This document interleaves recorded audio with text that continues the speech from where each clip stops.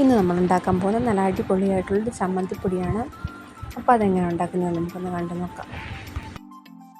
നമ്മുടെ അപ്പം ചമ്മന്തിപ്പൊടി തയ്യാറാക്കാൻ വേണ്ടിയിട്ട് ഞാൻ എടുത്തേക്കുന്നത് 4 തേങ്ങയാണ് വേണ്ട. 4 തേങ്ങ. പിന്നെ ഇതൊരു 300 ഗ്രാം ഉള്ളി വട്ടത്തിലരിഞ്ഞതാണ്. ഇത് പിന്നെ നല്ല ഒരു കൈപ്പിടിക്കുള്ള വിധത്തിലുള്ള നല്ല നമ്മുടെ നാടൻ കറിവേപ്പിലയാണ്. പിന്നെ ഇത് വേണ്ട നല്ല ഒരു വലുപ്പത്തിൽ, കാരണം 4 തേങ്ങയുള്ളത് കൊണ്ട് നല്ലൊരു വലുപ്പത്തിലുള്ള ഒരു പുളിയാണ്. പിന്നെ ഇതൊരു മുഴുത്ത കഷ്ണം ഇഞ്ചിയെ, പിന്നെ നമുക്കൊരല്പം കായപ്പൊടി ഇട്ട് കൊടുക്കണം. അതിനുവേണ്ടി കായപ്പൊടി. പിന്നെ ഞാൻ ചേർക്കുന്നത് എന്താണെന്ന് വെച്ചാൽ ഇത് നമ്മുടെ സാമ്പാറിനൊക്കെ ഉപയോഗിക്കുന്ന പരിപ്പാണ്. ഈ പരിപ്പ് ഞാൻ വറുത്ത് ഈ പൊടിക്കുന്ന കൂട്ടത്തിൽ ഇടുന്നുണ്ട്. പണ്ട് കാലത്തൊക്കെ എൻ്റെയൊക്കെ അമ്മയും അമ്മൂമ്മമാരും ഒക്കെ ചമ്മന്തിപ്പൊടി തയ്യാറാക്കുമ്പോൾ ഇതുപോലെ പരിപ്പും ഉഴുന്നുപരിപ്പും വറുത്ത് ഇതിൻ്റെ കൂടെ പൊടിച്ചിടുമായിരുന്നു. അപ്പോൾ നമ്മൾ ഈ ചമ്മന്തിപ്പൊടിയൊക്കെ തിന്നുമ്പോൾ ചെറുതായ രീതിയിൽ കടിക്കാൻ വേണ്ടിയിട്ട്, അപ്പോൾ നല്ല സ്വാദുമാണ്. പിന്നെ നമുക്കിതിൻ്റെ പുറമെ ആവശ്യമുള്ള അല്പം കുരുമുളക് പൊടി, നമ്മുടെ വറ്റൽമുളകാണ് ചേർക്കുന്നതെങ്കിൽ വറ്റൽമുളക്, അല്ലെങ്കിൽ മുളക് പൊടിയാണ് മുളക് പൊടി, ഇതേതേലും ഒന്ന്. പിന്നെ ആവശ്യത്തിന് ഉള്ള ഉപ്പും ആണ് നമ്മൾ ഉപയോഗിക്കുന്നത്. അപ്പം നമുക്ക് വറുക്കാനായിട്ട് തുടങ്ങാം. നമ്മുടെ തേങ്ങ ആദ്യം ഇട്ട് കൊടുക്കുകയാണ്.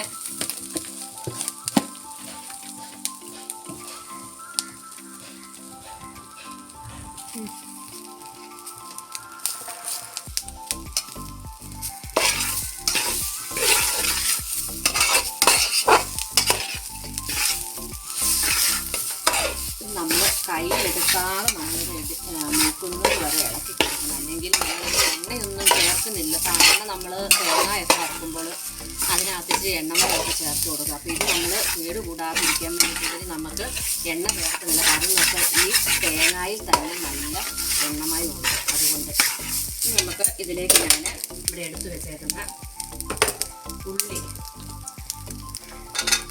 കനം കുറച്ച് വട്ടത്തിലരിഞ്ഞേക്കുന്ന ഉള്ളിയാണ് ഇട്ട് കൊടുക്കുവാണ്. ഇത് നമ്മുടെ ഇഞ്ചിയെ, പിന്നെ നമ്മുടെ പുളി കൂടെ ഇതിൻ്റെ കൂടെ ഇട്ട് കൊടുക്കുവാണ്. ചെറുതായിട്ടൊന്ന് മൂക്കണം, കാരണം നമ്മൾ പൊടിക്കുമ്പോൾ ഒന്നേ ചതഞ്ഞ് കിടക്കരുത്. അതുകൊണ്ട് നമുക്കിതൊന്ന് മൂപ്പായിട്ട് നമുക്ക് മുളക് പൊടിയൊക്കെ ചേർക്കാം. കാരണം അല്ലെങ്കിൽ നമ്മുടെ മുളക് പൊടിയെല്ലാം മൂത്ത് കരിഞ്ഞ് കിടക്കും.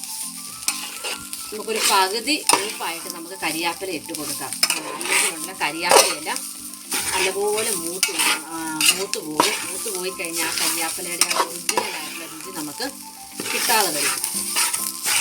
കാരണം തേങ്ങയ്ക്ക് മൂക്കാനായിട്ട് കുറച്ച് സമയം എടുക്കും. അതുകൊണ്ടാണ് ഞാൻ കരിയാപ്പിലയൊക്കെ ഒരു പകുതി മൂപ്പായിട്ട് ഇടാവുന്ന വെക്കുന്നത്.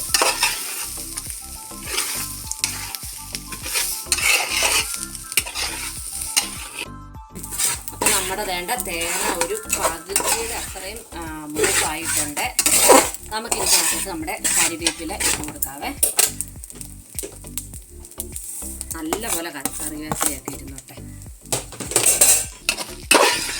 ഇനിയും കൂടി ഒരു ബ്രൗൺ നിറമായിട്ട് നമുക്ക് മുളക് പൊടിയും കുരുമുളക് പൊടിയും കായപ്പൊടിയും ഇട്ട് കൊടുക്കാവേ. അപ്പോൾ എൻ്റെ വീഡിയോ കാണുന്ന എല്ലാവരും ഒന്ന് ലൈക്ക് ചെയ്ത് ഷെയർ ചെയ്ത്, ആദ്യമായിട്ട് കാണുന്നവർ സബ്സ്ക്രൈബ് ചെയ്തു കൂടി ഒന്ന് ഹെൽപ്പ് ചെയ്യണേ. അപ്പം നിങ്ങളുടെ അഭിപ്രായങ്ങളും നിർദ്ദേശങ്ങളും എല്ലാം എന്നെ അറിയിക്കുകയും ചെയ്യണം. നിങ്ങളുടെ എല്ലാവരുടെയും സപ്പോർട്ടുണ്ടാകും.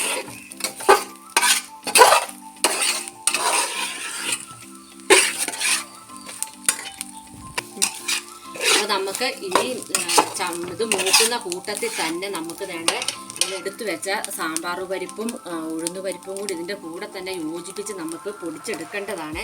ഞാൻ ഇതിൻ്റെ കൂടെ ഇടാൻ എന്താണെന്ന് വെച്ചാൽ ഞങ്ങളിതൊരു ആദ്യം ഉണ്ടാക്കിയപ്പോൾ ഞങ്ങൾ ഇതിൻ്റെ തേങ്ങയുടെ ഒപ്പം തന്നെ പരിപ്പ് ഉഴുന്നുപരിപ്പും കൂടെ ഇട്ട് കൊടുക്കാമായിരുന്നു. പക്ഷേ ലാസ്റ്റ് വന്നപ്പോഴത്തേക്ക് ഈ പരിപ്പ് ഉഴുന്നുപരിപ്പും മൂത്തില്ല. തേങ്ങ മൂത്തു, ഇത് രണ്ടും മൂത്തില്ല.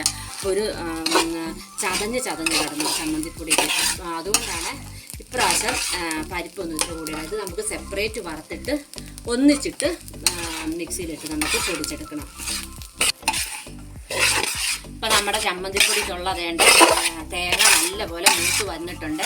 ഇനി നമുക്ക് നമ്മുടെ ആവശ്യമുള്ള മുളക് പൊടിയും കുരുമുളക് പൊടിയും കായപ്പൊടിയും ഇട്ട് കൊടുക്കാം. ഞാനിവിടെ കാശ്മീരി മുളക് പൊടിയാണ്. നമ്മുടെ വറ്റൽമുളകാണെങ്കിൽ നമ്മളിത് തേങ്ങ വറക്കുന്ന കൂട്ടത്തിൽ തന്നെ ഇട്ട് വറക്കണം. ഇത് മുളക് പൊടി ആയതുകൊണ്ടാണ് ഞാൻ അങ്ങനെ ചെയ്യാത്തത്. നമ്മുടെ കാശ്മീരി മുളക് പൊടിയാണ്. ഞാനൊരു 2 സ്പൂണാണ് ഇട്ട് കൊടുക്കുന്നത്. ഒന്ന് ഇളക്കി കൊടുത്തേക്കാം, കാരണം അടിക്ക് പിടിക്കരുത് ഒരു കാരണവശാലും. നമുക്ക് കുരുമുളക് പൊടി ഇട്ട് കൊടുക്കാം. ഞാൻ 1 സ്പൂണ് കുരുമുളക് പൊടി ഇട്ട് കൊടുക്കുന്നുണ്ട്, കാരണം 4 തേങ്ങ ഉള്ളതുകൊണ്ട്. ഇനി കായപ്പൊടി.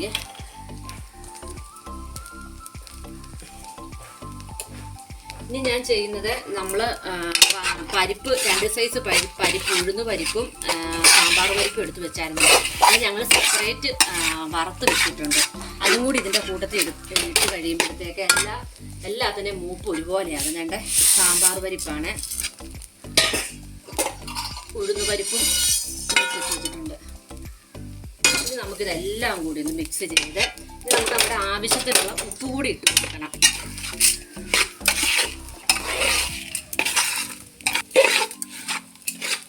ചില വലിയ റെസ്റ്റോറൻറ്റുകളിലൊക്കെ നമ്മൾ ചെയ്ത് കഴിയുമ്പോൾ നല്ല ചമ്മന്തിപ്പൊടി കിട്ടും. ഇതുപോലെ നമ്മൾ നല്ല ഉഴുന്ന് പരിപ്പും സാമ്പാർ പരിപ്പും പൊടി കൂട്ടിയിട്ട് ഉള്ള നല്ല ചമ്മന്തിപ്പൊടി.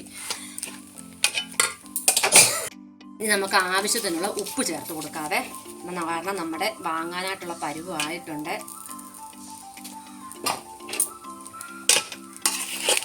നിങ്ങളതുകൊണ്ട് ചമ്മന്തിപ്പൊടി ഉണ്ടാക്കുമ്പോൾ ഇതുപോലെ ഒന്ന് പരിപ്പ് ഇട്ട് ഒന്ന് ചമ്മന്തിപ്പൊടി ഉണ്ടാക്കി നോക്കണം കേട്ടോ.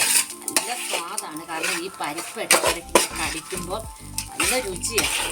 പ്രത്യേകിച്ച് ഉഴുന്ന് പരിപ്പൊക്കെ ആകുമ്പോൾ നമുക്കറിയാമല്ലോ. നമ്മുടെ ചമ്മന്തിപ്പൊടി മൂപ്പ് എത്തിയിട്ടുണ്ട്. സ്റ്റവ് ഓഫ് ആക്കുവാണ് കേട്ടോ. ഇനി നമുക്കിത് നല്ലപോലെ ഒന്ന് ആറണം. ആറിയതിന് ശേഷം മാത്രമേ നമുക്ക് പൊടിച്ചെടുക്കാൻ പറ്റത്തുള്ളൂ. അപ്പോൾ അതേ നമ്മുടെ ചമ്മന്തിപ്പൊടി റെഡി ആയിട്ടുണ്ട് കേട്ടോ. അതേ ഇത്രയും 4 തേങ്ങയുടെ ചമ്മന്തിപ്പൊടിയാണിത്. നല്ല എല്ലാ കൂട്ടുകളെല്ലാം കൃത്യമാണ്, നല്ല രുചിയുമുണ്ട്. അപ്പോൾ എല്ലാവരും ഇതുപോലെ ഒന്ന് ട്രൈ ചെയ്ത് നോക്കണം കേട്ടോ. അങ്ങനെ അപ്പോൾ നമുക്ക് നല്ലൊരു വീഡിയോ ആയിട്ട് വരാം. ബൈ.